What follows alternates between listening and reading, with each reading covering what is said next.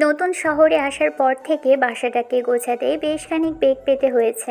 তার উপর আবার মধ্যবিত্ত ফ্যামিলি তো, তাই বোন, আব্বু, আম্মু আর নিজের ঘরটা গোছাতেই আর আসবাবপত্র ঠিকঠাক করতেই সব মিলিয়ে কয়েকটা দিন কেটে গেছে। তাই আর কলেজে আসা হয়নি।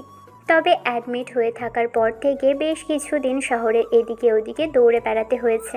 তার উপর আবার আব্বুর দোকানটা এখান থেকে বেশ কাছাকাছি।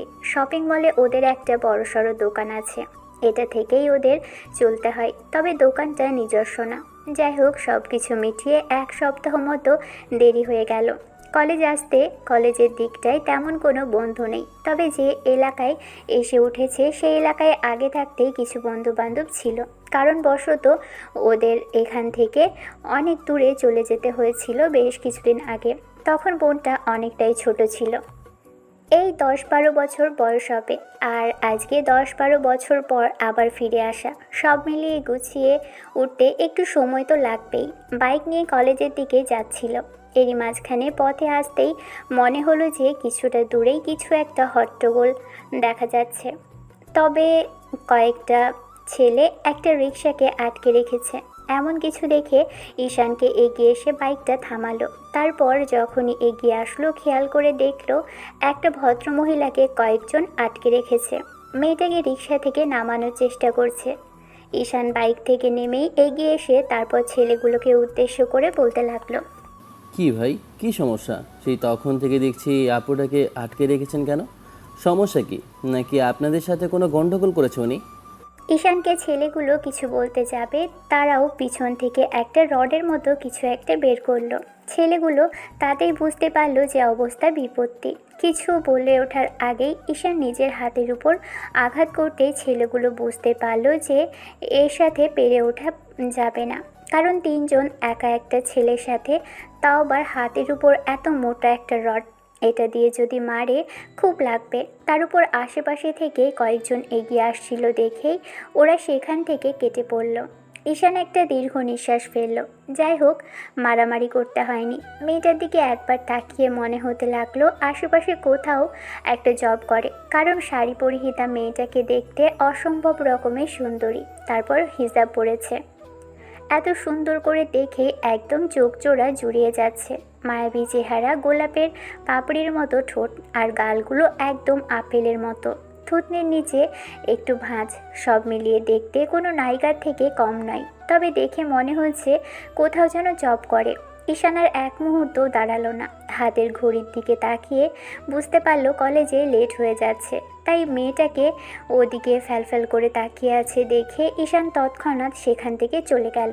গাড়ি করে যাওয়ার সময় রিক্সাওয়ালাকে উদ্দেশ্য করে বলে গেল, মামা, এখানে বেশিক্ষণ দাঁড়িয়ে থাকবেন না, এখানে সমস্যা আবার হতে পারে। ম্যাডাম যেখানে যেতে চায় সেখানে গিয়ে নামিয়ে দেন।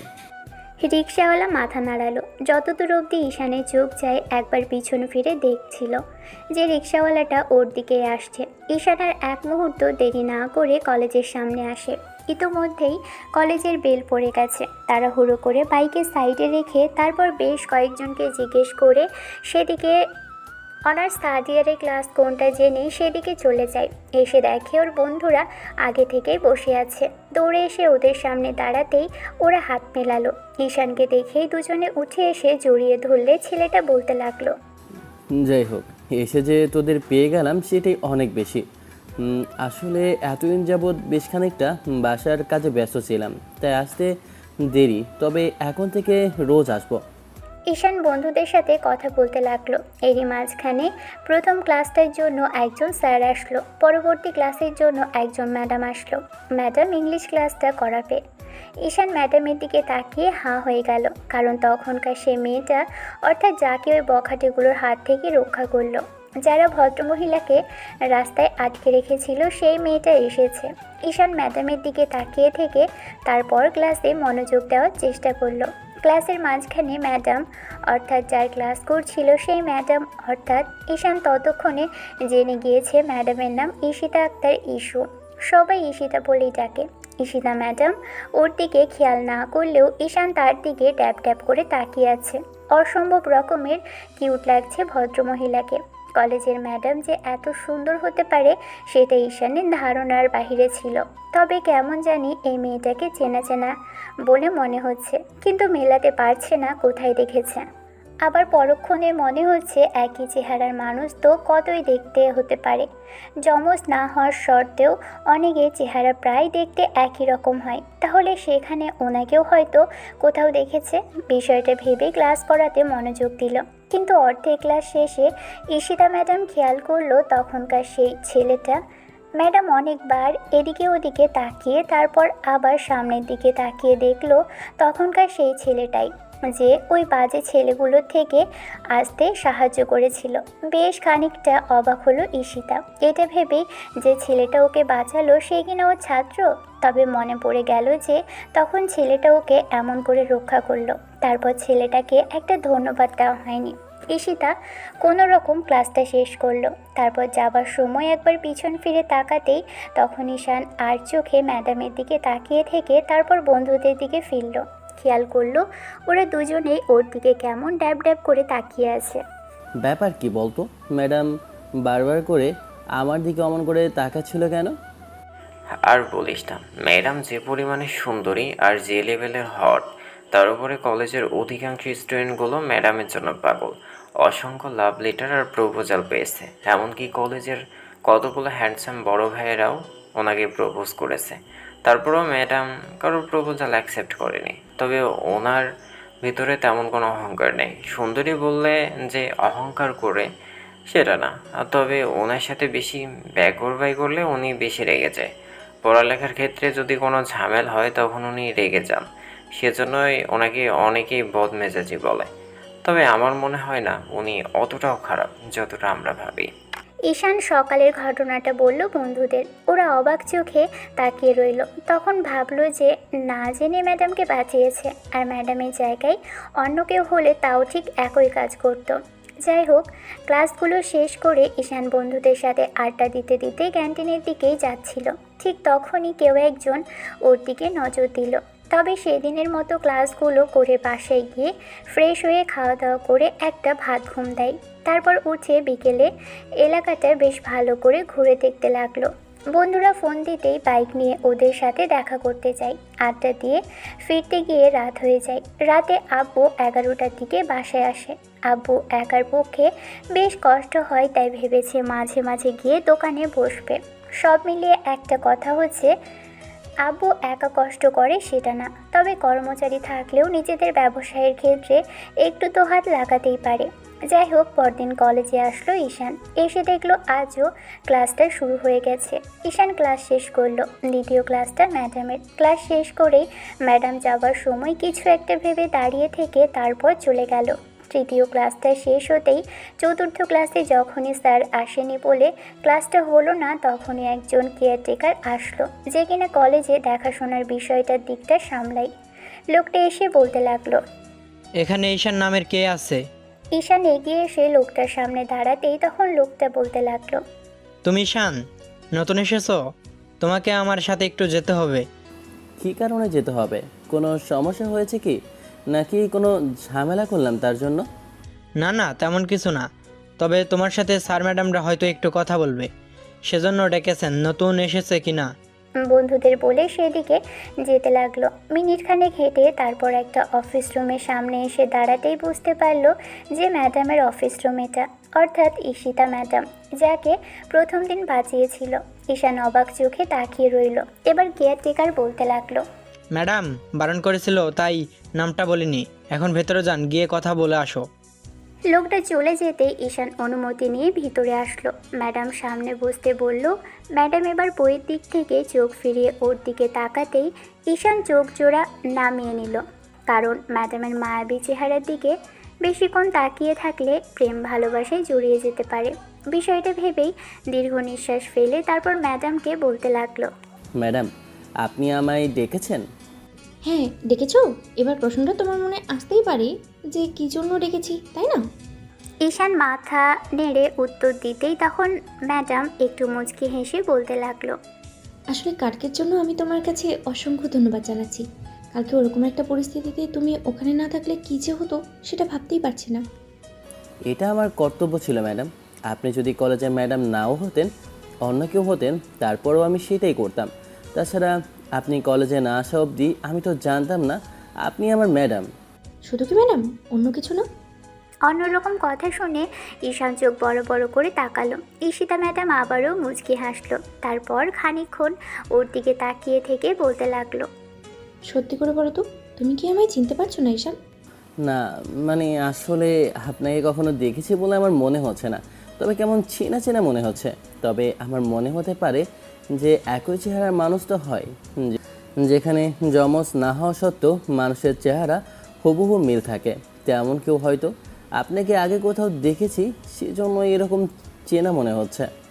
দেখেছোই তো, অনেক কাছে থেকে দেখেছো, আর অনেক দিন আমাদের সাথে ছিলে। মানে আমি বুঝতে পারলাম না ম্যাডাম। ম্যাডাম আমি তোমার এখানে, কিন্তু কলেজের বাইরে আমি তোমার ম্যাডাম নই ঈশান। ম্যাডামের এমন ধারা কথাতে ঈশান অবাকের চরম পর্যায়ে পৌঁছে যাচ্ছে। কি বলছে এটা ম্যাডাম? ওনার কি মাথা খারাপ হয়েছে? কথাগুলো ভেবেই ঈশান ম্যাডামের দিকে তাকিয়ে রইল। তুমি কি কিছুই মনে করতে পারছো না? কি মনে করবো ম্যাডাম? আপনি কি আগে কোথাও দেখেছি, কখন দেখেছি কিচ্ছু মনে করতে পারছি না। তবে আমার মনে হয় না যে আপনাকে দেখেছি, অন্য কাউকে দেখতেও পারি। আপনার কথাগুলো আমার কাছে কেমন যেন লাগছে। আসলে আমি ঈশিতা। সেটা জানি তো ম্যাডাম, আপনার নাম ঈশিতা, আমি সেটা খুব ভালো করেই জানি। শুধু ঈশিতা না, শেষে ইস্যু আছে। ঈশিতা আক্তার ইস্যু। ইস্যু? কিছু ইশারা শোনার সাথে সাথেই ঈশানের কেমন যেন সন্দেহ হতে লাগলো। ঈশান কথাটা অনেক আগেও শুনেছে, আর ইস্যু নামের কাউকেও আগে চিনত। কথাগুলো ভেবেই কেমন যেন সন্দেহ হতে লাগলো। তখন নিশিতা আবারও হেসে বলতে লাগলো, কলেজের বাইরে তোমার আমার সম্পর্ক ভাই বোনের, চাচাতো ভাই বোনের। আমি তোমার বড় চাচার মেয়ে ঈশান।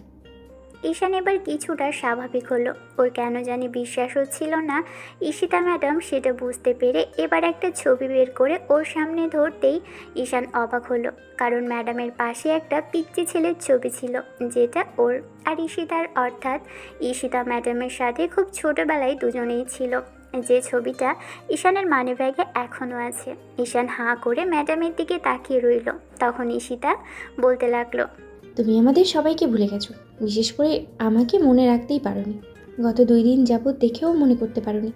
প্রথমে আমিও অবাক হয়েছিলাম, বারবার মনে হচ্ছিল তুমি সেই ঈশান, কিন্তু বিশ্বাস করতে পারছিলাম না। তারপর তোমার ডকুমেন্টস, তোমার বাবা আম্মুর নাম দেখে আর পরিচয় জানতে পারার পর মনে হলো যে আমার চিন্তা ভাবনা ঠিকই ছিল ঈশান। তুমি আমাকে চিনতে না পারলেও আমি তোমাকে ঠিকই চিনেছি। অবশ্য তুমি হয়তো আমাকে না চেনার অনেক কারণ দেখাতে পারো, আর আর চেনা না চেনার কথা যেটা তোমাদের সাথে হয়েছিল সেটার পর এরকম কিছু হওয়ারই কথা। ঈশিতা ম্যাডাম হাজারটা কথা বলতে লাগলো, ঈশানকে মনে করানোর চেষ্টা করতে লাগলো, কিন্তু ঈশান কোনো কথা বলছিল না। আমি জানি তুমি আমাদের পরিবারের কারোর সাথে কিংবা আমার সাথে কথা বলতে চাও না, কিন্তু এতে আমার কী দোষ ঈশান? আমি জানতাম না যে আব্বু এমন কিছু করেছে। আমি এর মাঝে যখন জানতে পারি তখন তোমাদের সাথে যোগাযোগ করার, তোমাদের সাথে কথা বলার চেষ্টা করেছিলাম, কিন্তু তোমরা ততদিনে বাড়ি থেকে বেরিয়ে এসেছিলে। শেষে যখন ম্যাডাম বলতে লাগলো, ঈশান কোনো কথা বলছে না। ঈশিতা একটা দীর্ঘ নিঃশ্বাস ফেলে তারপর ওর হাতের উপর হাত রাখতে গেলে ঈশান বলতে লাগলো, কি করছেন কি ম্যাডাম? এইসব যদি বাইরে কেউ দেখে ফেলে তাহলে সমস্যা হবে। তাছাড়া আপনি কলেজের ম্যাডাম, আপনারই বদনাম হবে। আর দেখুন, আপনি আমাকে যে ভাবছেন আমি সেও নই, আপনি ভুল করছেন। আমার নাম শুধুই ঈশান। নাটক করো না তো। দেখো, রাগবিমান থাকতেই পারে, কিন্তু আমার আব্বুর উপরে থাকতে পারে, কিন্তু সেটা আমার উপরে কেন দেখাচ্ছ? আমি তো বলছি আমি এসবের কিছুই জানতাম না। এবার আপনাদের প্রশ্ন তো থাকতেই পারে যে ঈশিতা কিসের কথা বলছে আর কিসের কারণে ঈশান রাগ করে বাসা থেকে বেরিয়ে যাবে। এসব আধা ভাঙাচোর কথাগুলো ওরা বলছিল। এসব তো জানার ইচ্ছে হতেই পারে, তাই না? জানার জন্যই আমরা এ অবধি এসেছি। আসলে ঈশান আর ঈশিতার আব্বু আপন ভাই, দুজন আর দুজনেরই পরিবার একসাথেই ছিল। ঈশানের দাদু মারা যাবার আগে যখন দুজনেই জমি জমা লিখে দিতে গিয়েছিল, তখন ঈশিতার আব্বু ফায়দা করে সব সম্পদ নিজের নামে করে নেয়, যার জন্য দাদু মারা যাবার পর এসব নিয়ে দুই ভাইয়ের মধ্যে, অর্থাৎ ঈশানের আব্বু আর ঈশিতার আব্বুর মাঝে বেশ গণ্ডগোল বাঁধে। আইনি ব্যবস্থা নিতেই ঈশানের আব্বুকে ওরা বাসা থেকে বের করে দিতে চাইলে তখন আব্বু বউ বাচ্চা সমেত বাসা থেকে বেরিয়ে আসে। এই ঘটনার পর ঈশানের আব্বু গ্রামে চলে আসে। পরবর্তীতে ঈশানের আম্মু যত গহনা ছিল সেগুলো বিক্রি করে ছোট একটা দোকান অর্থাৎ শপিং মলে একটা দোকানের ব্যবস্থা করে। ঈশানের আব্বু জমানো কিছু টাকা আর শ্বশুরের দেওয়া কিছু সম্পদ বিক্রি করে সেটা থেকে একটা দোকানের ব্যবস্থা করতে পারে। তারপর নিজে শ্রম দিয়ে আস্তে আস্তে কিছুটা উঠে এসেছিল। এমন করেই দিনকাল চলছিল। তবে এখন দোকানটা বেশ বড় হয়েছে। সেখান থেকে ঈশানের বোনের পড়ালেখার খরচ আর পুরো পরিবারটা চলছে। ঈশান সব কিছুই জানে, সেজন্য চাচাকে খুব বেশি ঘৃণা করে। লোকটা ওদের এমনভাবে ঠকিয়েছে যার জন্য ঈশান ওদের মুখটাও দেখতে চায় না। আর যে সময়টাতে এসব ঘটেছিল সেই সময় ঈশিতা বাসাতে ছিল না, ওকে পড়ালেখার জন্য বাইরে পাঠানো হয়েছিল। অবশ্য মেয়েটা যেতে চাইছিল না, কারণ ঈশান ছিল ও ছোটোবেলা থেকে খেলার সাথীদের মধ্যে একজন। 2 বছরের বড় হওয়ার সত্ত্বেও দুজনের মেলামেশার এমনভাবে ছিল যেন মনে হতো দুজন সমবয়সী। তাই ঈশিতা ঈশানকে ছাড়া একদম কিছুই বুঝতো না, পাগল ছিল ছেলেটার জন্য। যেদিন মেয়েটাকে দেশের বাইরে পাঠানো হয় সেদিন ঈশানও অনেক কেঁদেছিল, আর ঈশিতা বলেছিল ওর কাছে ফিরে যাবে। ঈশিতাও পুরো 6 মাস মন খারাপ করেছিল। তারপর আস্তে আস্তে সব কিছু ভুলতে বসেছিল। তারপর বাসায় এসে যখন 2 বছর আগে আম্মু থেকে সবটা জানতে পারে, তবে আব্বু থেকে কোনো উত্তর পায়নি। ঈশিতা বুঝতে পেরেছে যে ওর আব্বু অনেক বড় অন্যায় করেছে ছোট ভাইয়ের সাথে। ঈশিতা অনেক চেষ্টা করেছিল ঈশানের আর ওর পরিবারের সাথে যোগাযোগ করার, তবে ততদিনে ওরা অন্য শহরে থাকতো আর জানতো না কোথায় কী করেছিল। অনেক চেষ্টার পরে যখন পায়নি, তারপর গত 1 বছর যাবার চেষ্টা করার পর হাল ছেড়ে দিয়েছিল। কিন্তু হুটহাট করে তার 1 বছর পরেই যে ছেলেটার সাথেও দেখা হয়ে যাবে আর সেটা ওর কলেজেই, সেটা ঈশিতা ভাবতে পারেনি। ঈশিতা যখন ঈশানকে চিনতে পারে তখনই ওর প্রতি একটা মায়া কাজ করলো। এই ছেলেটার সাথে ছোটোবেলায় কত খেলা করেছে, আর সেই ছেলেটা ওকে সামনে থেকে দেখেও চিনতে পারেনি।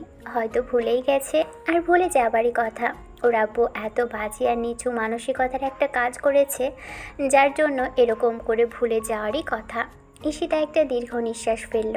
ঈশান আশেপাশে তাকিয়ে বলতে লাগলো, দেখুন ম্যাডাম, যেটা হয়েছে সেটার জন্য আমি আপনাকে কিংবা আপনার পরিবারকে আমি দোষ দিচ্ছি না। আমাদের কপালে এরকম কিছু ছিল তাই হয়েছে। যেটা হয়েছে সেটার জন্য আর কেউ দায়ী নয়। আমরা আমাদের ভাগ্যটাকে মেনে নিয়েছি। এইসব নিয়ে আপনি দয়া করে আর কোনো কথা বলবেন না।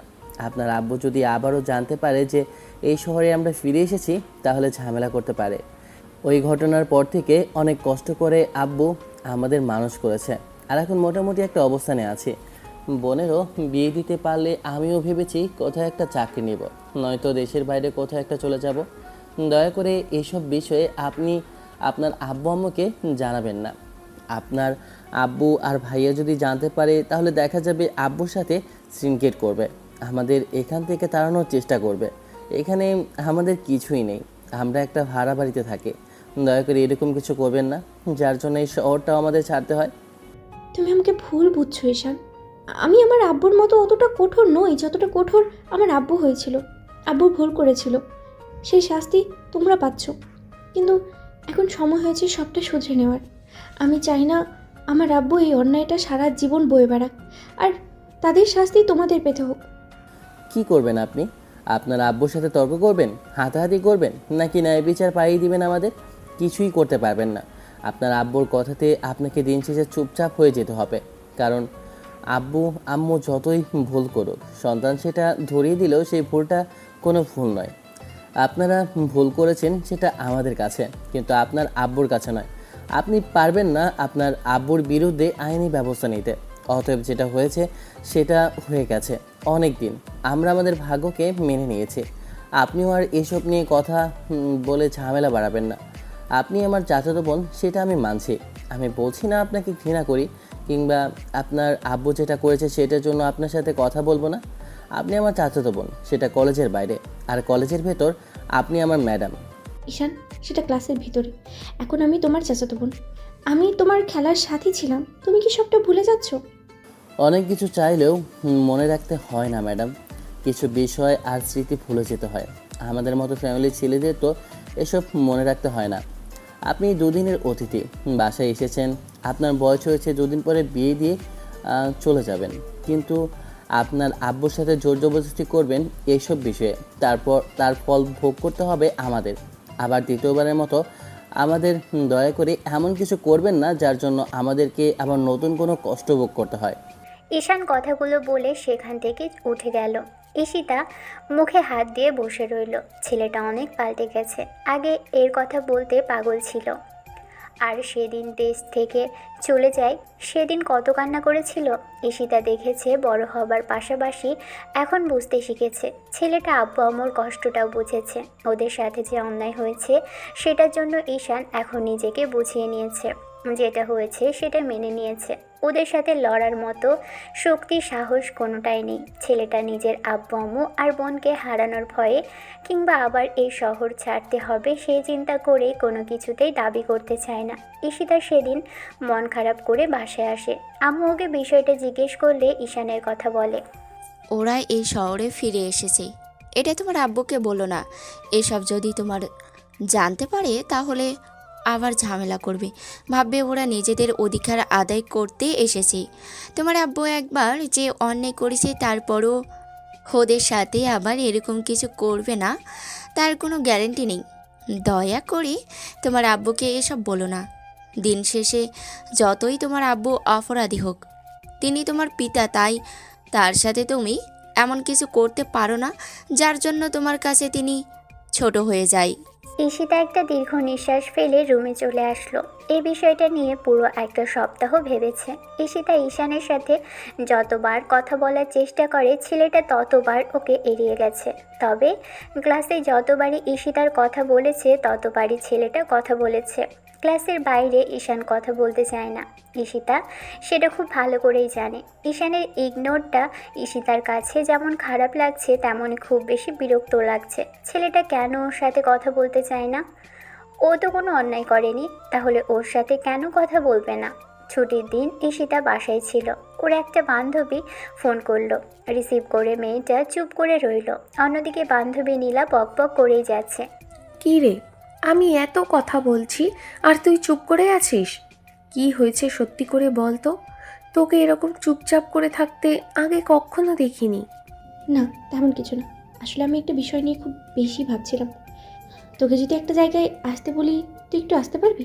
তোর সাথে আমার খুব গুরুত্বপূর্ণ কথা আছে না? কোথায় আসতে হবে বল?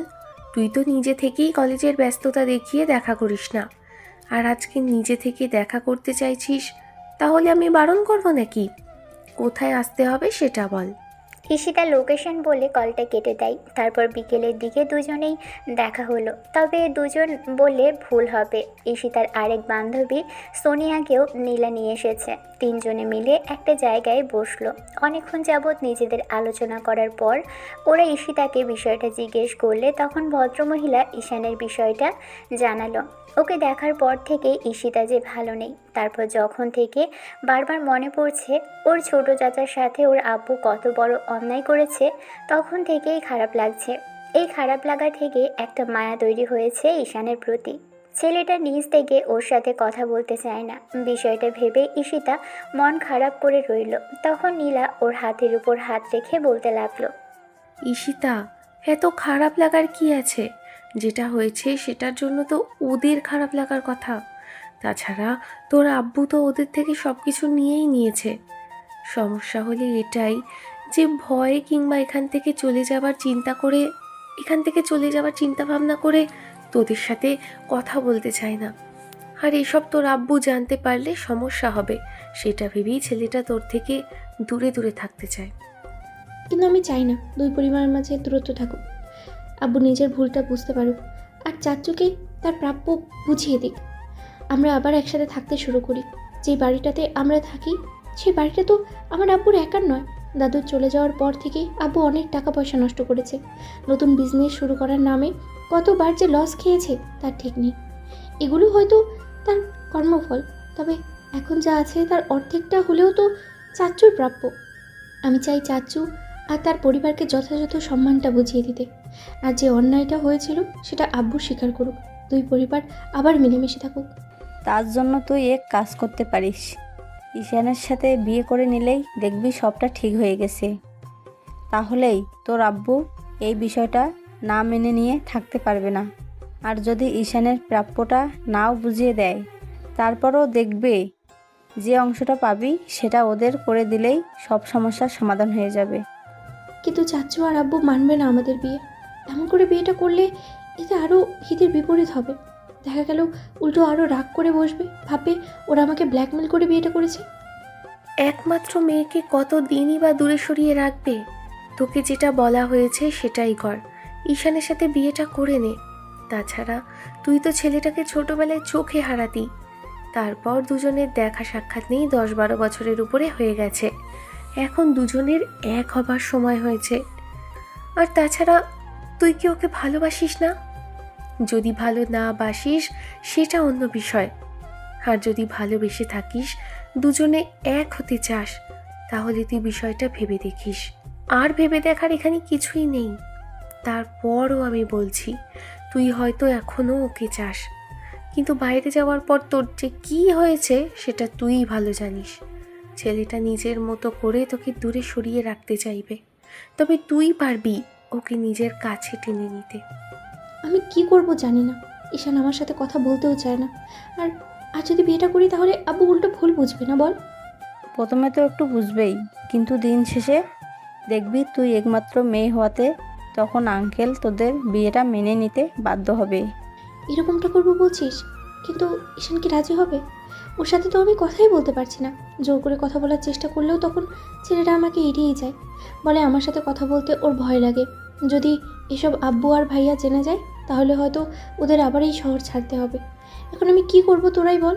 তুই ঈশানকে বল তুই ওকে ভালোবাসিস, বিয়ে করতে চাস, আর তুই সবটা মানিয়ে নিতে চাস, আর দুই পরিবারের ফাটলটা আবারও জোড়া লাগাতে চাস। ঈশিতা সেদিন হাজারটা চিন্তা ভাবনা নিয়ে বাসায় চলে আসে। এমন করে আরও একটা সপ্তাহ কাটলো। সপ্তাহ শেষে সেদিন যখন ছুটির দিন, ঈশিতা ভাবলো একটু শপিংয়ে যাওয়া যাক। ঈশিতা ওর বান্ধবীদের নিয়ে শপিং মলের উদ্দেশ্যে বেরিয়ে পড়ে। বিশাল এক শপিং মলে এসে তারপর ঘুরতে থাকে। ঘুরতে ঘুরতে একটা লেডিস শপের সামনে এসে কাউকে চেনা পরিচিত মনে হলো। মেয়েটা বেশ খানিকক্ষণ দাঁড়িয়ে থেকে তারপর দ্রুত পায়ে এগিয়ে যেতেই ওর বান্ধবীরা পিছন থেকে ডাকতে লাগলো। ঈশিতা এসে একদম শপের সামনে দাঁড়াতেই ওকে দেখে কেউ একজন ভাবছে, এই মেয়ে আবার এখানে কেন? কারণ এই মুহূর্তে সামনে দাঁড়িয়ে আছে ঈশান।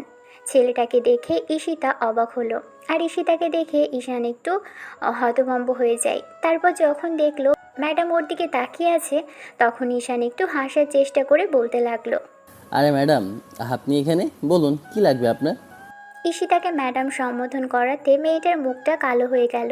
এবারে ঈশিতার দু বান্ধবী এসে দাঁড়ালো পাশে, জিজ্ঞেস করতে লাগলো, এটা তোর স্টুডেন্ট ঈশিতা? শুধু স্টুডেন্ট নয়, আমার চাচাতো ভাই ঈশান।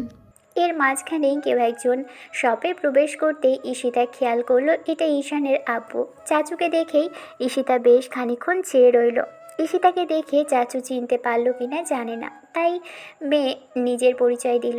ভদ্রলোক হেসে ওর সাথে কথা বলল। ঈশিতা ভাবতেও পারেনি যে চাচু এত স্বাভাবিকভাবে কথা বলবে। কথাগুলো ভেবে মেয়েটা এসে চাচুর সামনে শপের মধ্যেই হাত জোর করে বলতে লাগলো, চাচু, আই এম রিয়েলি সরি। যেটা হয়েছে সেটার জন্য আমি খুবই দুঃখিত। আমি ভাবতে পারিনি আব্বু এরকম একটা কাজ করবে। আমি দেশের বাইরে যাওয়ার পর এত কিছু হয়ে যাবে সেটা আমি জানতে পারতাম তাহলে কখনোই এখান থেকে যেতাম না। আমি জানি তোমরা আব্বুর উপরে রাগ করে আছো, তারপরেও আমার সাথে কথা বলছো, তার জন্য আমি খুবই অবাক হয়েছি। আমি ভেবেছিলাম তুমি ঈশানের মতো আমাকে ইগনোর করে যাবে, কিন্তু তুমি কথা বলেছো, তার জন্য আমি সত্যি খুব খুশি হয়েছি চাচু। তুমি আমার উপরে রাগ করে নেই তো? ভাই, আমার সাথে যা করেছে তার জন্য আমি ভাইজানকে দোষারোপও করছি না। আমার কপালে যেটা ছিল সেটাই হয়েছে, আর এখানে এসব নিয়ে দোষারোপ করে লাভ কি? যেটা কপালে ছিল সেটা হয়েছে, তার জন্য এখন নিজেদের মধ্যে এসব রাজ্যের জমিয়ে রাখতে চাই না। আমি আমার মতো করে ভালো থাকার চেষ্টা করছি ছেলে মেয়ে নিয়ে। তোমরা তোমাদের মতো ভালো থাকো। তবে একটা রিকোয়েস্ট, তোমার সাথে আমাদের দেখা হয়েছে কিংবা কথা হয় এটা তোমার আব্বুকে জানতে দিও না, তাহলে এসবের জন্য আমাদের সমস্যা হবে। আমাদের আবার এই শহরটা ছাড়তে হতে পারে, কারণ তোমার আব্বুর অনেক ক্ষমতা, অনেক টাকা পয়সা, তাই তিনি যা চান তাই করতে পারেন। ঈশিতা অনেকক্ষণ চাচুর সাথে কথা বলল। শেষে ওর বান্ধবীদের সাথে মেয়েটা চলে যেতেই ঈশান একটা স্বস্তির নিঃশ্বাস ফেলল। ছুটির দিন আজকে একটু ভিড় বেশি পড়বে, তাই আব্বুর সাথে এসে শপিং মলের কাজে হাত লাগাচ্ছিল। ঈশান বাসায় আসে, তারপর আম্মুর কাছে আজকের বিষয়টা বললে আম্মু অবাক হলো, তবে চুপ করে রইল। ঈশান বুঝতে পারছে আম্মু এসব বিষয় ভালো চোখে দেখছে না, তাই ঈশানও এড়িয়ে গেল। এমন করে মাঝে 6-7টা দিন কেটে গেছে। এই 7 দিনে ঈশিতা কলেজে ঈশানের সাথে কয়েকবার দেখা করার চেষ্টা করলেও যখন ঈশান আসেনি তখন ঈশানের নাম্বারটা কিভাবে যেন জোগাড় করেছে ভদ্রমহিলা। 7ম দিনের মাথায় যখন শুক্রবারের ছুটির দিন ছিল তখন ঈশিতা ঈশানকে কল করে বলতে লাগলো, আমার সাথে একটু দেখা করতে পারবে? কলেজে না, কলেজের বাইরের রেস্টুরেন্টে। আমি ঠিকানা দিচ্ছি, একটু বাদে আসবে। কি আপনি? আর আমি আপনার সাথে দেখা করব কেন? আমি তোমার চাচাতো বোন, ম্যাডাম যেটা খুশি বলতে পারো। তবে আমি এই মুহূর্তে চাচ্ছি না তোমার সাথে কোনো রকম রাগারাগি করতে। আমি জানি তুমি আসবে, আর যদি না আসো তাহলে কিন্তু আমি সেটা চাচুকে বলতে বাধ্য হব। আমি জানি চাচু তোমাকে এরকম অহংকারী করে গড়ে তোলেননি। এই যে একটা মেয়ে তোমাকে আসতে বলেছে আর তুমি তার সাথে দেখা করবে না, তাও সে তোমার চাচাতো বোন। ভদ্রমহিলা এমন ইমোশনালি ব্ল্যাকমেল আর জোড়াজুড়িতে শেষে ঈশান উপায় না পেয়ে আসছি বলে রেখে দেয়। বিকেলে খাওয়া দাওয়া করে অতঃপর একটা রেস্টুরেন্টে দেখা করতে গেল। অবশ্য যাওয়ার আগে ভদ্রমহিলা নিজে থেকে মেসেজ করেছিল। ঈশান বুঝতে পারলো এর সাথে দেখা না করে উপায় নেই, তাই ঈশিতার সাথে দেখা করতে আসা। রেস্টুরেন্টের ভিতরে ঢুকে দেখলো মেয়েটা কালো একটা শাড়ি পরে বসে আছে, তবে আজকে হিসাব পড়েনি, খোলা চুলে এসেছে, 2 হাত ভর্তি চুড়ি। ছোটবেলা থেকে মেয়েটার চুলগুলো আগাগোড়ায় বড়। ঈশানকে পাগল করার জন্য হয়তো এমন করে সেজে এসেছে। ঈশান ঈশিতাকে এমন রূপে দেখে একটা শুকনো ঢোক গিলল, যেটা ঈশিতা স্পষ্ট বুঝতে পারল, কারণ চোখের সামনে এরকম সুন্দরী অপ্সরী একটা মেয়ে বসে থাকলে কি করে নিজেকে সামলে রাখবে। আর যাকে ছোটবেলাতে এত বেশি পছন্দ করত তাকে এড়িয়ে যাওয়াটা একটু কষ্টসাধ্য। ঈশিতার সামনে এসে দাঁড়াতেই ওকে বসতে বলল। ঈশান বসলে ঈশিতা ওকে বলতে লাগলো, তো বলো কেমন আছো? আর আমি তোমার সাথে কথা বলতে চাইলে তুমি কথা বলতে চাও না কেন? জি, ভালো আছি।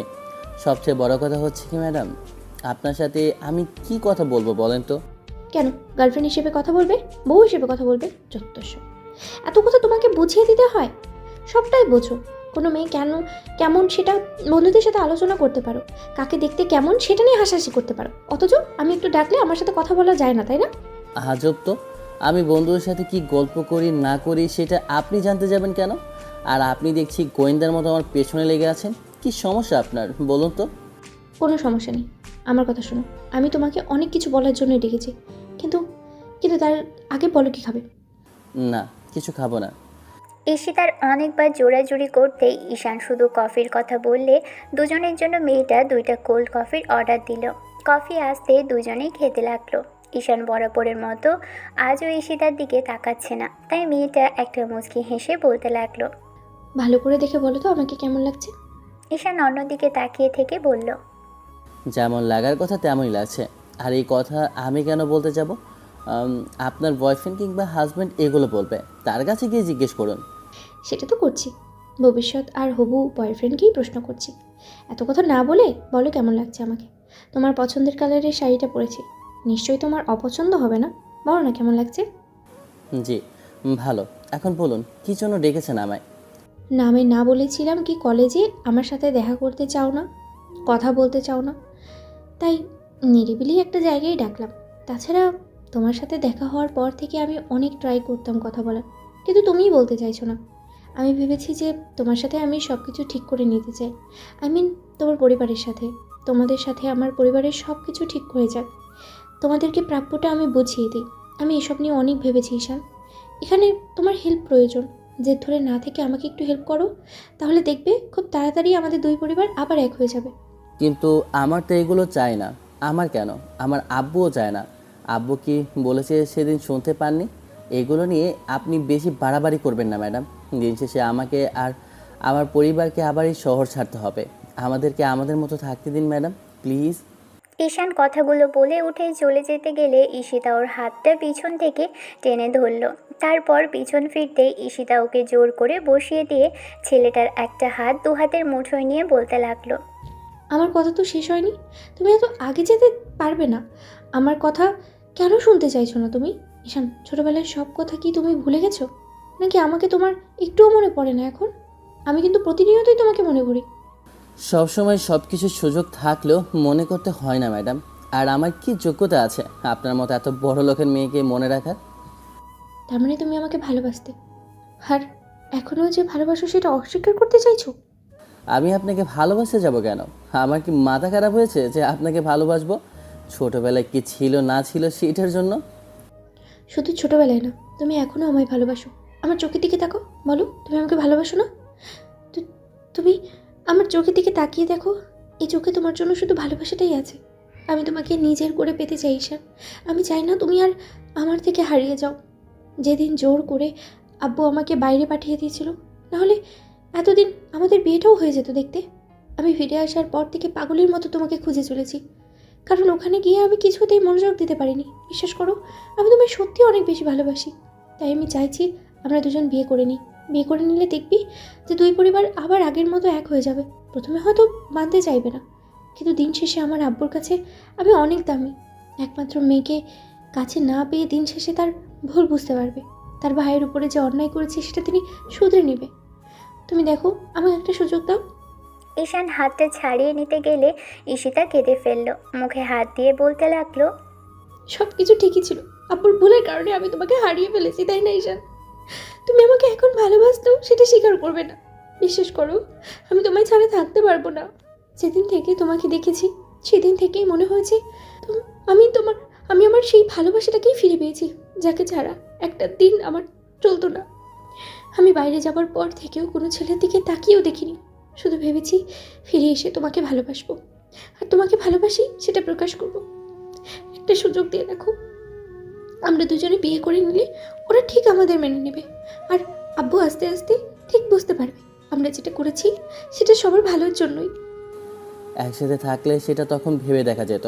এখন আমার কোনো যোগ্যতা নেই আপনার মতো বড় লোকের মেয়েকে বিয়ে করার কিংবা ভালোবাসার। আমি অযথা এত বড় একটা ফাঁদে পড়ে নিজের প্রাণটা দিতে চাইছি না। আপনি যদি এরকম করেন তাহলে কিন্তু আমাকে কলেজে যাওয়াটা বন্ধ করতে হবে। আপনি যদি না চান আমার কোনো ক্ষতি হোক তাহলে এরকম পাগলামিটা আর অন্তত করবেন না। হোক, তার মানে আমি তোমাকে ভালোবাসি তাতে তোমার কিছু যায় আসে না? যদি আমার কিছু হয়ে যায় তাতেও তোমার কোনো কষ্ট হবে না? কিছু হওয়া না হওয়া সেটা পরের বিষয়। আপনি শুধু শুধু পাগলামি করছেন। এই পাগলামির মাঝে শুধু আমার পরিবারকে আর আমাকে কষ্ট পেতে হবে, যেটা আমি চাইছি না। আমি তোমাকে ভালোই বলছি, 1 সপ্তাহ টাইম। এর মাঝখানে তুমি তোমার সিদ্ধান্ত পরিবর্তন করবে। নিজে থেকে এসে আমাকে বলবে তুমি আমায় ভালোবাসো, আর আমাকে বিয়ে করবে। কারণ সম্মতির প্রয়োজন নেই। দুজনে মিলে বিয়ে করে নিলে দিন শেষে দেখবে আব্বু ঠিকই মেনে নেবে। আমি চাই দুই পরিবার আবার এক হোক, তোমাদের প্রাপ্যটা তোমাদের বুঝিয়ে দিতে। মেয়েটার এরকম আজব ধরনের কথা শুনে ঈশান সেখানে থেকে উঠে গেল। ঈশিতা সেখানে বসে কিছুক্ষণ কাঁদল। বাসায় গিয়ে ছেলেটাকে অনেকবার কল করলেও ঈশান কল রিসিভ করেনি। বারবার যখন ঈশিতা ঈশানকে মেসেজ করলো তখন ফোনটা বন্ধ করে দিল। 2 দিন ঈশান আর কলেজে যায়নি। যাবেই বা কী করে? ম্যাডামের এরকম পাগলামির কারণে যে কলেজে যাওয়াটাই বন্ধ করে দিতে হবে, না হলে ভবিষ্যতে সমস্যা হবে। ভদ্রমহিলা কি ওর সাথে মজা করলো? 2 দিন যাবৎ সেটাই ভাবলো ঈশান। তারপর মনে হলো যে কলেজে গেলে আর এসব কিছু হবে না, কিন্তু কলেজে যাওয়ার পর দেখলো অন্য কাহিনী। সেদিন ঈশিতা ঈশানকে অফিস রুমে ডেকে এসব কথাই বলল। ছেলেটাকে বারবার ভালোবাসার কথা বলতেই তখন ঈশান এড়িয়ে যাওয়ার চেষ্টা করলে ঈশিতা বলতে লাগলো, আমার দোষ কি এটাই যে আমি তোমার চাচ্চুর মেয়ে? সত্যি করে বলো তো যে তুমি আমায় ভালোবাসো না? আমাকে এখনো তুমি ভালোবাসো ঈশান। আমাকে দেখার পর অনেক খুশি হয়েছিল, কিন্তু সেটা মুখে কখনোই বলতে পারোনি। আমি আপনাকে কি করে বোঝাই এসব সম্পর্ক হয় না? আপনি শুধু শুধু জেদ করছেন ম্যাডাম। এমন সম্পর্ক কখনো ভালো কিছু বয়ে আনবে না। দয়া করে এরকম কিছু করবেন না প্লিজ। বুঝতে পেরেছি, তুমি ভালো কোথায় বোঝাচ্ছিলে না, তাই তো? তারপরেও 1 সপ্তাহের মধ্যে আরও 4 দিন সময় আছে। এই 4টা দিন তোমাকে ভাবার জন্য দিয়েছি। বিয়েটা করবে কিনা বলো, নাহলে কিন্তু আমাকে অন্য ব্যবস্থা নিতে হবে ঈশান। কি করবেন কি আপনি? জোর করে ধরে আমাকে মারপিট করবেন, আমাকে কিডন্যাপ করবেন, নাকি ব্ল্যাকমেল করবেন? ভালো বলেছো তো, তাহলে তোমাকে কিডন্যাপ করে নিয়ে যাই, কি বলো? তারপর দেখবে ভয় পেয়ে হলেও তোমার আমাকেই বিয়ে করতে হবে। ঈশান বিরক্তি নিয়ে কিছুক্ষণ ম্যাডামের দিকে তাকিয়েছিল। 7 দিনের প্রত্যেকটা দিন ঈশিতা কথা বলার জন্য আর উত্তরটা শোনার জন্য বারবার ডেকেছে। তারপরও ঈশানের থেকে কোনো পজিটিভ রেসপন্স ঈশিতা পায়নি। শেষে 7ম দিনের মাথায় সেদিন ক্লাসটা করে ওকে ডাকে। ঈশান আসলো, তখনই মেয়েটা ওকে মেসেজ করে বলে, বুঝেছি, তোমার আর আমার সাথে সহজে ভাষায় কথা বলতে ইচ্ছে করছে না, তাই তো? ঠিক আছে, তাহলে কঠিন আর সব কিছু পাওয়ার জন্য আমি নিজের মতো করেই কাজগুলো করব। এরপর কি হয় সেটা দেখতে থাকো। ঈশান ক্লাস শেষে বন্ধুদের সাথে আড্ডা দিতে ক্যান্টিনে গেল। ঠিক তখনই কেউ একজন ওকে ডাকলো, বলল ওর পরিচিত কেউ একজন ওকে কলেজের বাইরে দেখা করতে বলেছে। বিষয়টা দেখার জন্য বাইরের দিকে আসলো ঈশান, কিন্তু এসে দেখলো কেউ নেই। অন্য সব ক্লাস চলছিল, কিন্তু ঈশানদের একটা ক্লাস মিস হয়েছে।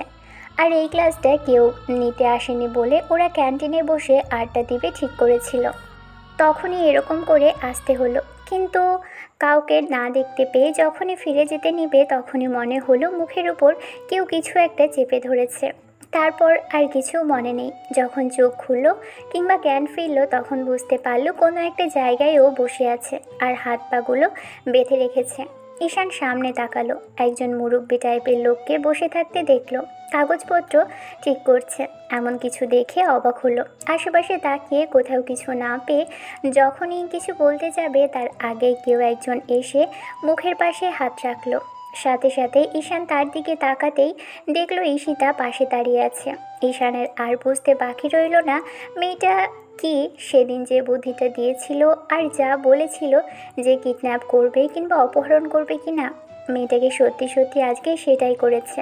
মেজাজটাই খারাপ হয়ে গেল ঈশানের। ঈশিতা এবার যেটা বলল সেটা শোনার জন্য ঈশান প্রস্তুত ছিল না।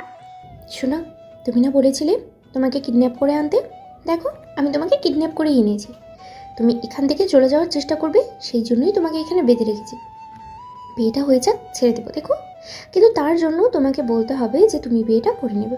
আর যদি বিয়েটা না করো বা না করতে চাও, তাহলে আমি তোমার ক্ষতি না না আমার ক্ষতি করে দেবো। এখন বলো, তুমি আমায় সহজে সহজে বিয়ে করবে নাকি আমাকে কিছু করতে হবে? এসবের মানে কি? আপনার কি মাথা খারাপ হয়েছে? কী সব আজে বাজে কাজ করছেন? আপনাকে আমি বোঝাতে পারছি না, এরকম করলে শুধু আমাকেই কষ্ট পেতে হবে ম্যাডাম। আমি যে তোমাকে না পেয়ে কষ্ট পাচ্ছি সেটাতে তোমার কিচ্ছু যায় আসে না, তাই তো? ঠিক আছে, দাঁড়াও, আমি তোমার সামনেই নিজেকে আরও কষ্ট দেবো, তারপর দেখি তুমি সেটা কি করে সহ্য করো।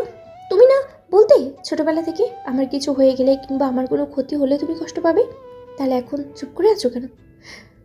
প্লিজ শোনো, একটাবার বলো না তুমি আমায় ভালোবাসো। আচ্ছা, ভালোবাসি কথাটা বলতে হবে না, আগে বিয়েটা করে নাও, তারপরে দেখো সবাই মেনে নেবে। তোমার বাসায় যাব আগে, তারপরে না হয় আমাদের বাসায় যাব। ওখানে কেউ মানুক বা না মানুক, তোমাকে একটা ফুলের টোকাও কেউ দিতে পারবে না। ঈশান ঈশিতার কোনো প্রকার কথা শুনবে না। আধা ঘন্টা যাবৎ জোর জবরদস্তি করেও যখন ছেলেটাকে রাজি করানো গেল না, তখন ঈশিতা গিয়ে কিছু একটা নিয়ে আসলো। ঈশান মেয়েটার দিকে তাকালো, দেখলো ওর হাতে একটা ছুরি। মেয়েটা এগিয়ে আসতেই ঈশান ভয় পেল আবার শেষে ওর গায়ে চালিয়ে দিবে কি না, কিন্তু না, তেমন কিছুই করলো না।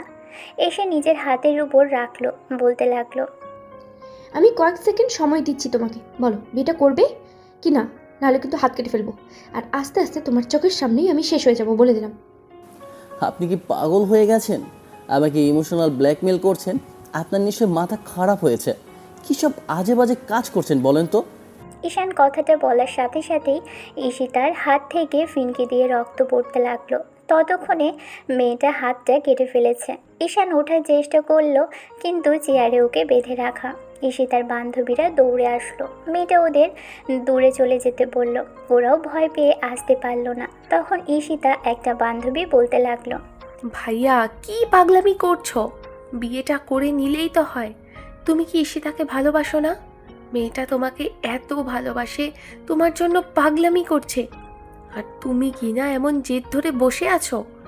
ও চাইছে তোমাদের সম্পর্ক, তোমাদের ভালোবাসাটা একসাথে থাকুক, আর তুমি সেটা করতে দিতেই চাইছো না। তুমি কি চাও মেয়েটা মরে যাক? তাহলে সেটা সরাসরি বলো। আপু, আপনি বুঝতে পারছেন না কেন? এমন কখনো হয় না। বুঝতে পেরেছি, তুমি বিয়ে করবে না, তাই তো? ঠিক আছে, এর পরের বারের ছুরিটা ঠিক আমার গলায় চলবে, আর সেখানে কেটে গেলে ব্যান্ডেজ করতে পারবে না তো, তাই না ঈশান? ঠিক আছে, আমি সেটাই করছি। তোমার যদি এতটাই ইচ্ছে হয় আমার মৃত্যুটা দেখার, তাহলে সেটাই হোক। আমার কোনো আপত্তি নেই ঈশান, তোমার সামনেই আমি মরব, আর সেটার জন্য দায়ী থাকবে তুমি। আমি তোমাকে এত ভালোবাসার পরেও তুমি আমাকে বিয়ে করবে না, তাই আমার মরে যাওয়াটাই ভালো। আমি তোমায় কখনো পাবো না তো, এই কথাটা আমি কখনো কল্পনাও করতে পারিনি। আমি আমার আব্বুর ভুলের শাস্তি হিসেবে নিজেকেই শেষ করে দিচ্ছি, তাতে তোমরা খুশি হবে? সেটাতেই তোমাদের খুশি হওয়ার কথা। তোমার আব্বু কবে কোথায় একটা ভুল করেছে তার জন্য আমি সময় চেয়েছি, বলেছি সব ঠিক করে দেব, আর তুমি এইটুকু আমাকে সুযোগ দিচ্ছ না।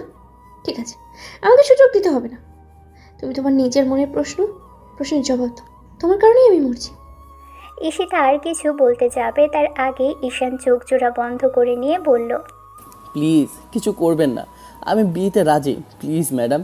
কাজী সাহেবও অবাক চোখে তাকিয়ে আছে। এবার ঈশানকে ওরা হাতের বাঁধন খুলে দিল, তবে পাহিন না। চেয়ারটা সামনে কাজী বসে আছে, তাই ঈশানকে আর কোথাও যেতেও বলা হলো না। সাইন করে দিয়ে তারপর কবুল বলল। দুজনের বিয়েটা সম্পন্ন হতেই তখন কয়েকটা ছেলে এসে ঈশানের পায়ের বাঁধন খুলে দিল। ঈশিতা ওর পিচ্চি চাচাতো ভাই, না মানে এখন তো বড়ই, ওই আর কি তাকেই জড়িয়ে ধরল। ঈশানের মনে পড়ল মেয়েটার হাতটা কাটা। ছেলেটা তাড়াহুড়ো করে পকেট থেকে রুমাল বের করলো, তারপর জোর করে ওর হাতটা বেঁধে দিয়ে মেয়েটাকে নিয়ে বাইরে আসলো। ঈশান কি করবে জানে না, তবে মেয়েটার হাতে রক্তক্ষরণ বন্ধ করা দরকার, তাই ঈশিতাকে নিয়ে তাড়াতাড়ি একটা হসপিটালে গেল। সেখান থেকে ব্যান্ডেজ করে নিয়ে তারপর বাইরে আসতেই ঈশিতা বলতে লাগলো, আমার সোনাটা এত ভালোবাসা আমার জন্য, আবার বলতেও পারে না, বুঝতে দিতেও চায় না যে এত ভালোবাসে।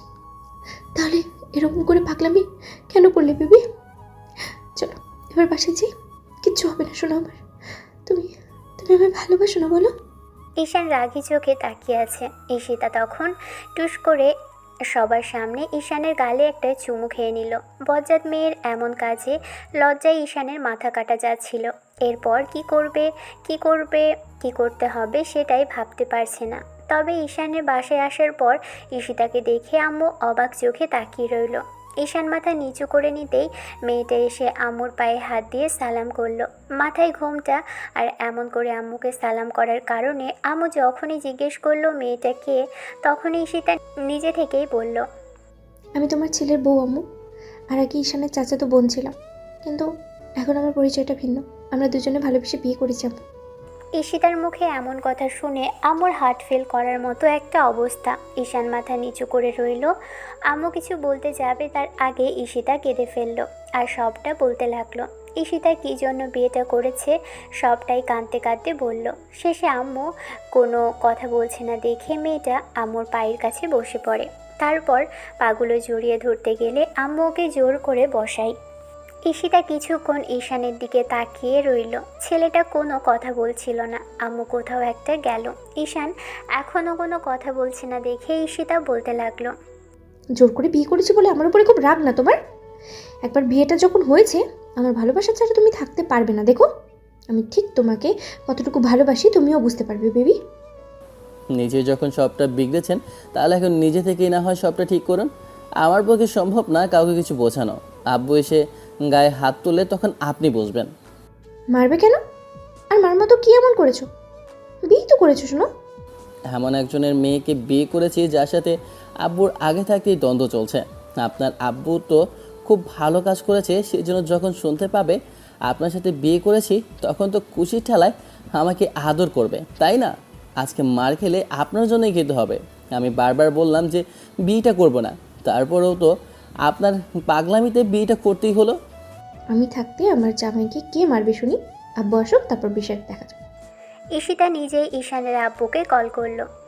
তার মাঝখানে আম্মুও কল করেছিল। তারপর যখন জানতে পারলো ছেলে আর ছেলের বউ বাসায় বসে আছে, তখন লোকটা দেরি করতে পারলো না।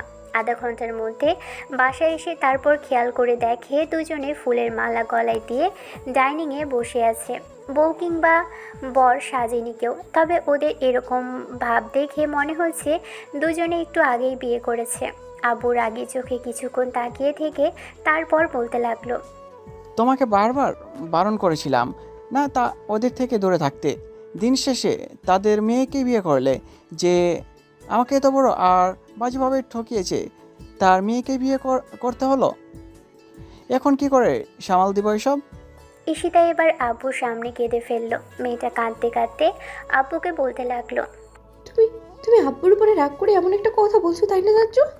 আমি তোমাদের ছেলেকে ভালোবাসি, আমি ছোটবেলা থেকে ওকে ভালোবাসি, কিন্তু বাইরে চলে যাওয়ার কারণে সেটা বলতে পারিনি। আমরা আমরা এক থাকলে কি আমাদের বিয়েটা হতো না বলো? আমি কথা দিচ্ছি তোমাদের উপরে একটা আঁচও আসবে না।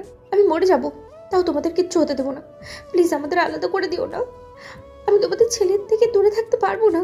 আমি ওকে বলেছিলাম, তাই বিয়েটা করেছে। এখন যদি আলাদা করতে চাও আমাদের, তাহলে আমি মরে যাব, আমি মরে যাবো চাচ্চু। তুই বুঝতে পারছিস না, তোর আব্বু এই বিয়ে কখনো মানবে না।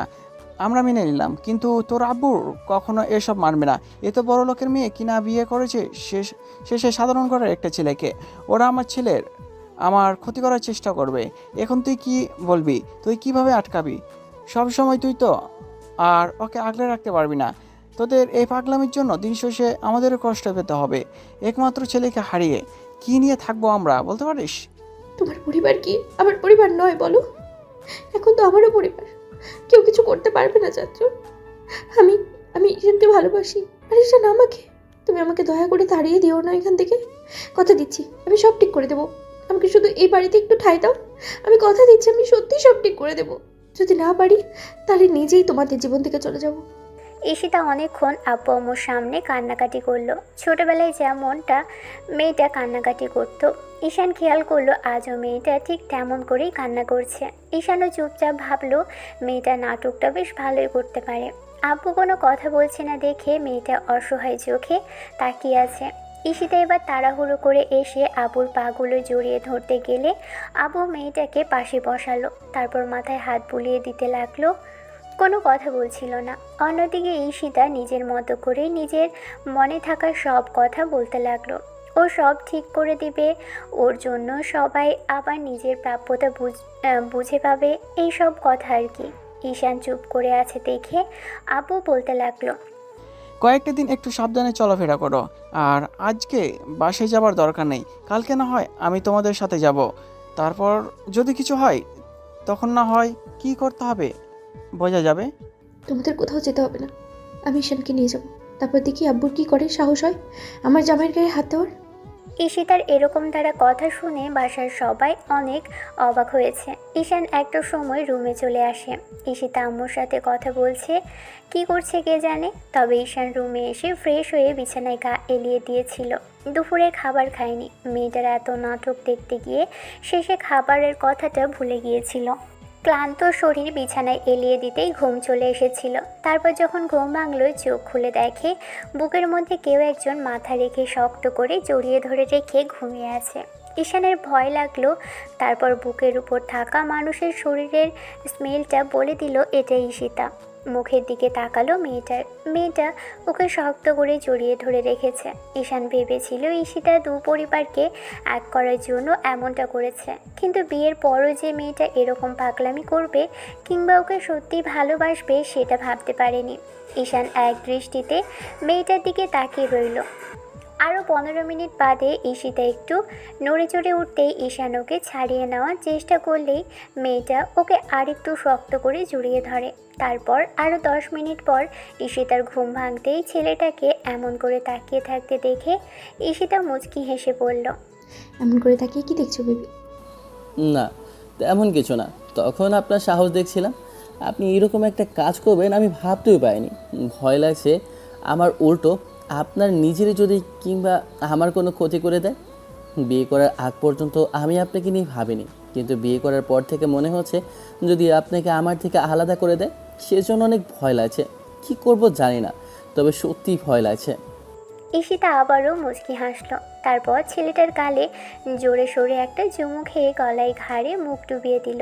ঈশান জানে না মেয়েটাকে ঠিক কতটুকু ভালোবাসে, তবে যখন থেকে ওকে দেখতে পেয়েছিল তখন থেকে ছোটবেলার কথাগুলো মনে পড়ে গিয়েছিল। ঈশান চুপ করে আছে। মেয়েটা কি একটা কাণ্ড করলো সেটাই হয়তো ভাবছে। ঈশান টেনশন করছে, তাই ওকে এই ভয়টা থেকে বের করতে হবে ভেবে ঈশিতা আদুরে কণ্ঠে বলতে লাগলো, শোনো, একটু জড়িয়ে ধরো না আমায়। ঈশান আনমনেই ঈশিতার মাথায় একটা হাত রাখলো।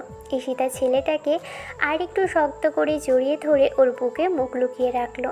সন্ধ্যার মুখে যখন ফোনটা বাজতে লাগলো ঈশিতার, তখন মেয়েটা আম্মুকে সব জানালো। সব শোনার পর ঈশিতার আম্মু আকাশ থেকে পড়ল। তারপর রাতে যখন আব্বু আসলো, ঈশিতাকে অনেক বোঝানোর চেষ্টা করলে মেয়েটা বলল বিয়ে করে নিয়েছে। আব্বু আম্মু জানতে চাইলো কোথায় আছে। ঈশিতা জানালো না, শুধু বলল, আমার পছন্দের ছেলেকে আমি আজকে বিয়ে করে নিয়েছি, তোমাকে এত চিন্তা করতে হবে না।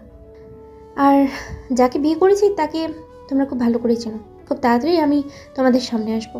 তবে তবে একটা কথা, তোমরা আমাদের মানো বা না মানো তাতে আমার কিছু যায় আসে না। আমি যাকে পছন্দ করি তাকেই বিয়ে করেছি। আমি তার সাথে সারা জীবন কাটাবো। আমি জানি না তোমরা কি করবে, তবে আমি ওকে ভালোবাসি আর ওর সাথেই সারা জীবন থাকবো। ঈশিতার আব্বু কোনো কিছু বলতে গেলে মেয়েটা ফোনটা কেটে দেয়। ঈশিতার আম্মু অনেকবার কল করলে মেয়েটা ফোনটাই বন্ধ করে দিল। রাতে অনেকবার হয়তো আব্বু আম্মু ঈশিতাকে কল করেছিল, তাই ঈশান বারবার বলেছিল যে ফোনটা রিসিভ করতে, কিন্তু মেয়েটা ওর কোনো কথাই শুনলো না। শুধু বলল যে আজকের রাতে ওর সাথে থাকতে চাই আর কখনো ঝামেলা চাই না। রাতে আব্বু আম্মুর সাথে খাওয়া দাওয়া করলো। ঈশিতা নিজের থেকে আম্মুকে রান্নার সময় হাজারটা কথা বলছিল। মেয়েটা এত স্বাভাবিক আছে কি করে সেটা ঈশান বুঝতে পারছিল না। তবে মেয়েটাকে দেখে মনে হচ্ছে না যে ও এতটাও টেনশনে আছে। ঈশান রাতে খাবার পর বেডে এসে শুতেই একটু বাদে ঈশিতা এসে পাশে শুয়ে। ঈশান ওর দিকে কিছুক্ষণ এক দৃষ্টিতে তাকিয়ে রইল। ঈশান, বেবি, আদর করবেন আমাকে একটু? আপনার কি মাথা খারাপ হয়েছে? কি একটা পরিস্থিতির মধ্যে দিয়ে জোর করে বিয়ে করেছেন আপনি, আমায় মনে আছে? একটু আগে জোরপূর্বক বিয়েটা করলেন আর আপনি চাইছেন আমি আপনাকে আদর করি? আপনার মাথা খারাপ নাকি আমাকে পাগল মনে হয়? হ্যাঁ, তুমি এমন করে বলতেছো কেন বেবি?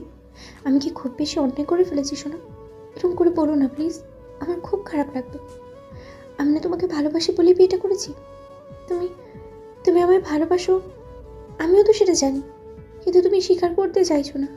তবে 2 দিন বাদে ঠিকই স্বীকার করে নেবে। ঈশিতা জোর করে এসে ঈশানের বুকে শুলো। তারপর ছেলেটাকে খুব শক্ত করে জড়িয়ে ধরল। ঈশানকে বারবার জড়িয়ে ধরার কথা বললেও ছেলেটা শুনল না, তাই মেয়েটা আবারও কান্নার অভিনয় করে বলতে লাগলো, ঠিক আছে, কাল আমি বাসায় চলে যাব, আর কখনো তোমার কাছে আসবো না। আমি এখনই আব্বু আম্মুকে গিয়ে বলে দিচ্ছি তুমি আমায় ভালোবাসার পরেও বিয়ে করতে চাইছিলে না। আমাদের দেখা হওয়ার পরেই তুমি আমার সাথে সবটা করেছো, কিন্তু এখন বিয়েটা অস্বীকার করছো। ঠিক আছে, আমি যাচ্ছি। ঈশিতা কথা বলে যখনই উঠতে যাবে তখন ঈশান ওর হাত ধরে হাত টান দিল। মেয়েটা হুড়মুড়িয়ে বুকের উপরে এসে পড়তেই ঈশান দুহাতে কোমর জড়িয়ে ধরে ঈশিতার। মেয়েটা ড্যাব ড্যাব করে ওর দিকেই তাকিয়ে রইল। পিচিটাকে এক দৃষ্টিতে তাকিয়ে থাকতে দেখে ঈশিতা ফিক করে হেসে ফেলে। ঈশানের গালে চুমো খায়। ওর বুকের মধ্যে মাথা রাখতেই ঈশান চুপ করে রইল। কখন যে দুজনকে জড়িয়ে ধরে ঘুমিয়ে পড়েছে জানে না।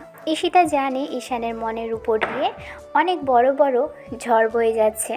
সেটা দূর করার জন্য হয়তো কিছুদিন সময় লাগবে, তবে ঈশান ঠিকই ওকে একটা সময় ভালোবাসবে ভেবে ঈশানের সাথে চুপচাপ থাকার সিদ্ধান্ত নিয়েছে। পরদিন সকালে ঠিকই উঠে ফ্রেশ হলো। ঈশিতা রান্না করতে গিয়েছিল রান্নাঘরে, কিন্তু আম্মু জোর করে পাঠিয়ে দিয়েছে। তবে 1 কাপ চা হাতে ধরিয়ে দিয়েছে। ছেলেটা নাকি ঘুম থেকে উঠে চা খাই। ঈশিতা এসে ঈশানের পাশে বসলো। আম্মু একটা শাড়ি দিয়েছিল, গোসল করে সেটাই পরেছে। মেয়েটার ভেজা চুলগুলো থেকে এখনও টুপটুপ করে পানি পড়ছে। ঈশানের ঘুমটা ভাঙানোর জন্য ঈশিতা কয়েকবার ডাকলো, কিন্তু তাতেও কোনো কাজ হলো না। তারপর মেয়েটা ওর চুলের পানি ঝাপটা মুখে দিতেই ঈশান ধরফড়িয়ে উঠে বসে। তারপর সামনে মেয়েটাকে দেখে বেশ খানিকটা অবাক হলো। আবার পরবর্তীতে মনে হতে লাগে কালেই রাগী মেয়েটা জোর জবরদস্তি করে ওকে বিয়ে করেছে। ঈশান জানে না কি থেকে কি হলো, তবে মেয়েটা যে ওকে কী জন্য বিয়ে করলো সেটা শুধু ভাবছে। ঈশিতাকে এরূপে দেখে ইচ্ছে করছিল মেয়েটাকে জোর করে বুকের মাঝে জড়িয়ে ধরতে, কিন্তু সব ইচ্ছে পূরণ করতে নেই। ঈশিতার আম্মু আব্বু জানতে পারলে হয়তো কখনোই ওদের মেনে নিবে না। মেয়েটা যে কেন জোর করে এমন একটা পাগলামির মধ্যে ওকে জড়ালো, শুধু সেটাই ভাবছে ঈশান। যত যাই হোক, ঈশান শত চেষ্টা করবে ঈশিতাকে নিজের কাছে রাখার, কিন্তু কেন জানি মনে হচ্ছে ঈশিতার সাথে ওর বেশি দিন সময় কাটানো হবে না। কথাগুলো ভেবেই ঈশানের ভয় লাগছিল। তারপর দুপুরের দিকে দুজনে খাওয়া দাওয়া করে বেরোলো। ঈশিতার আব্বু আম্মু দুজনে দুপুরে বাসাতেই ছিল। ঈশিতা এসে ওদের সাথে কথা বলার চেষ্টা করলো, আর ঈশানের পরিচয় দিতে ওরা সিন ক্রিয়েট করতে লাগলো, বিশেষ করে ঈশিতার ভাইয়া। ঈশিতা যখন ঈশানের সামনে দাঁড়িয়ে থমকে বলেছিল, আব্বু ভাইয়া, তোমরা আমাদের বিয়েটা মানো কিংবা না মানো তাতে আমার কিচ্ছু যায় আসে না। যাকে ভালোবাসি ছোটবেলা থেকে তাকে বিয়ে করেছি, ওর কোনো দোষ নেই।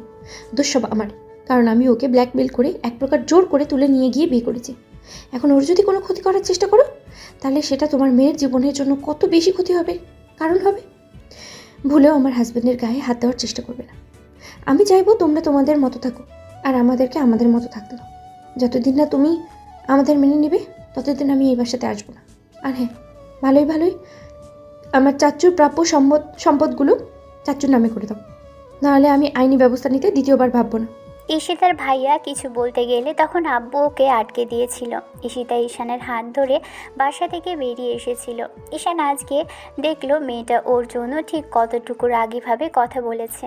ঈশান খুব ভালো লাগলো এটা ভেবেই যে মেয়েটা বিয়ের পরই ওর হয়ে কথা বলছে। ঈশান ভেবেছিল ওর আব্বু আম্মু কিছু বললেই হয়তো ঈশিতা নিজের ভুলটা বুঝতে পারবে, কিন্তু না, তেমন কিছুই হয়নি।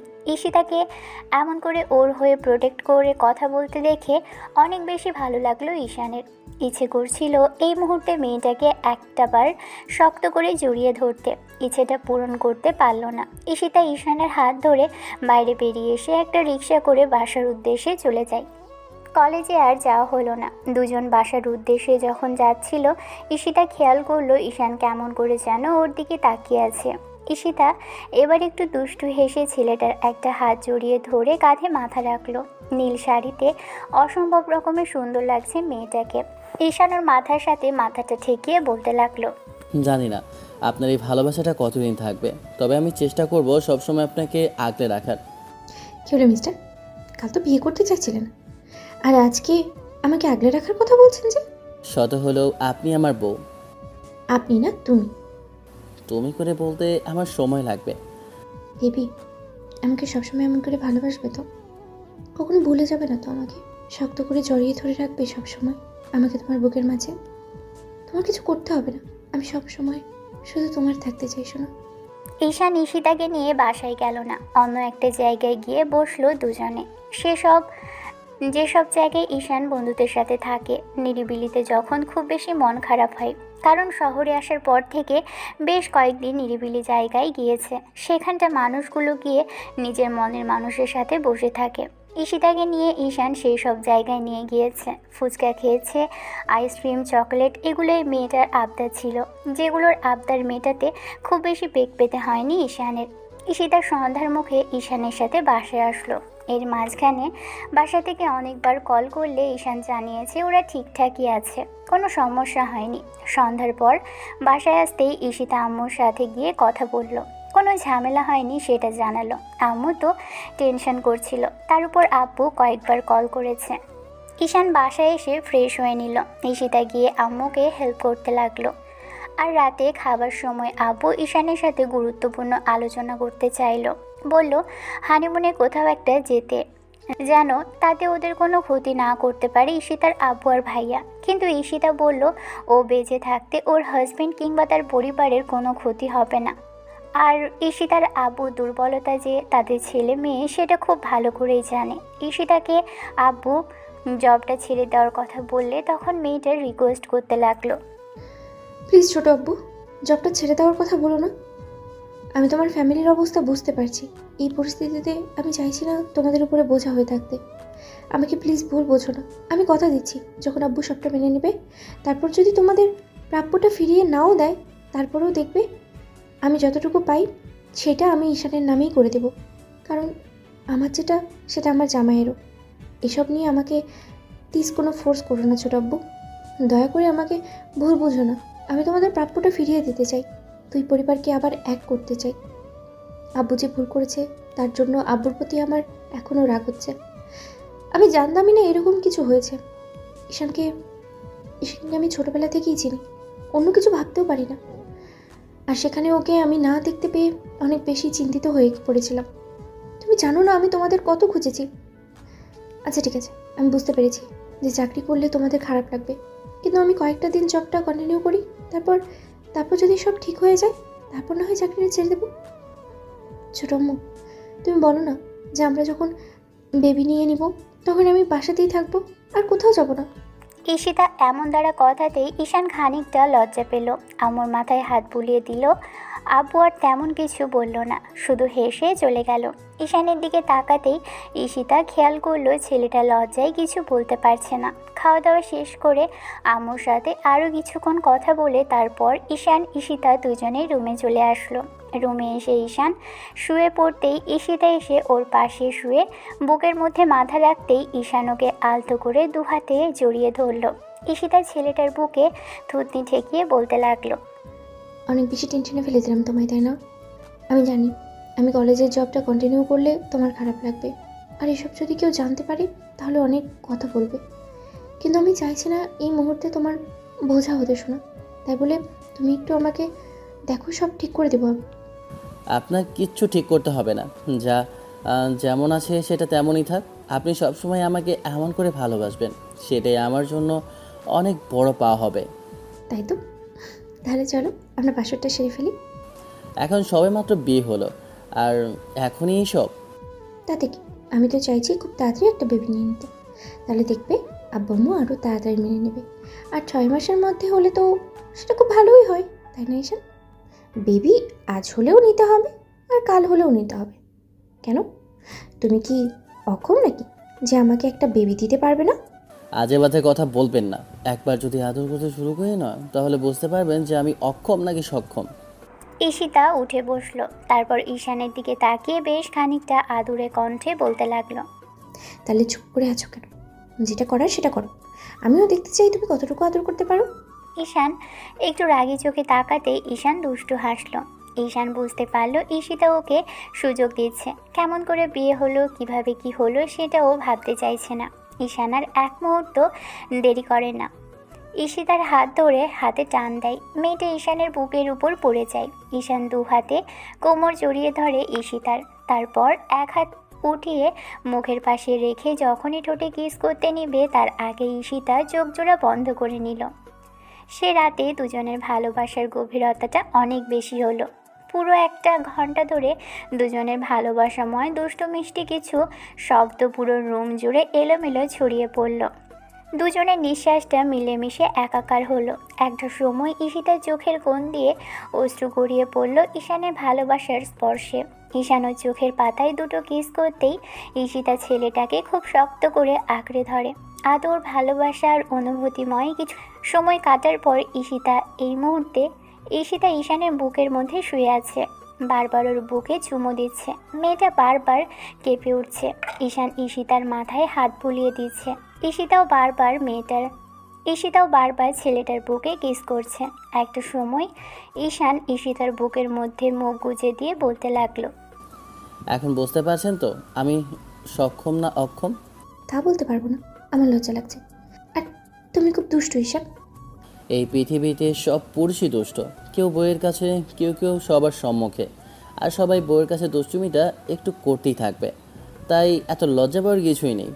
নিজে থেকে আদর চেয়েছিলেন, আপনি না বললে কি আমি করতাম? তুমি খুবই দুষ্টু ঈশান। আমি না এমন আদর চাই সবসময়।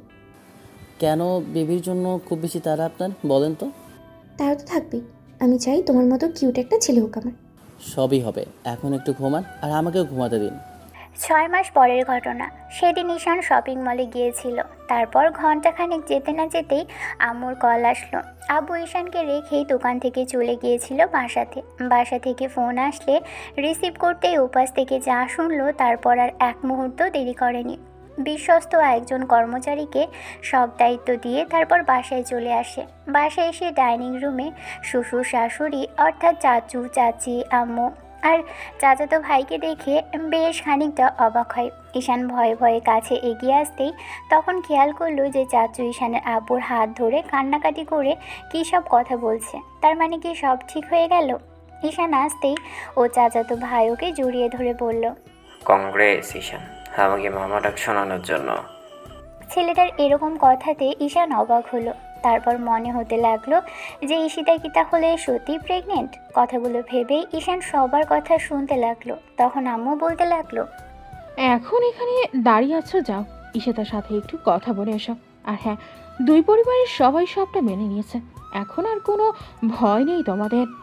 ঈশান আর দাঁড়ালো না, দৌড়ে রুমে আসলো। এসে দেখলো ঈশিতা বোনের সাথে কথা বলছে। ঈশান আসতেই বোনকে চলে যেতে বলতেই মেয়েটা চলে যাবার সময় দরজাটা লাগিয়ে দিয়ে গেল। ঈশিতার সামনে বসতেই মেয়েটা লজ্জায় লাল হয়ে গেল। মাথা নিচু করে নিতেই ঈশান ওকে জড়িয়ে ধরে সাথে সাথে ঈশিতাও দু হাতে জড়িয়ে ধরে বলতে লাগলো, তুমি খুশি হওনি ঈশান? জীবনের সবচেয়ে বেশি খুশি আজকে হয়েছি। বাবার এক শুনতে পাওয়া বলে যেমন খুশি হয়েছি তেমনি খুশি হয়েছি যখন জানতে পেরেছি আব্বু আর চাচ্চু ঝামেলাটা মিটে গেছে। চাচ্চু বলছিল যে আমাকে সব কিছু বুঝিয়ে দেবে। আমার তো কিছু চাই না জানো, শুধু তোমাকে চাই আর বেবি আর তার আম্মুকে চাইবো। আমি বলছিলাম না সব ঠিক হয়ে যাবে শোনা? দেখেছো, তুমি আমার কথা শুনলে আরও কত আগেই বেবিটা চলে আসতো। ঈশিতাকে ঈশান আর কথা বলতে দিল না। মুখের দুপাশে হাত রেখে মিনিট খানেক চুমো খেলো। ঈশিতা আবেশেই চোখ জোড়া বন্ধ করে নিয়েছে। এভাবেই এগিয়ে যাক ওদের ভালোবাসার দুষ্টু মিষ্টি মুহূর্তগুলো। ভালো থাকুক ভালোবাসা, মিলেমিশে একাকার হোক দুজনে। দেখা হচ্ছে অন্য কোনো দিন অন্য কোনো গল্পে। ততদিন পর্যন্ত সুস্থ থাকবেন, ভালো থাকবেন, আমাদের সাথেই থাকবেন। ধন্যবাদ। আল্লাহ হাফেজ।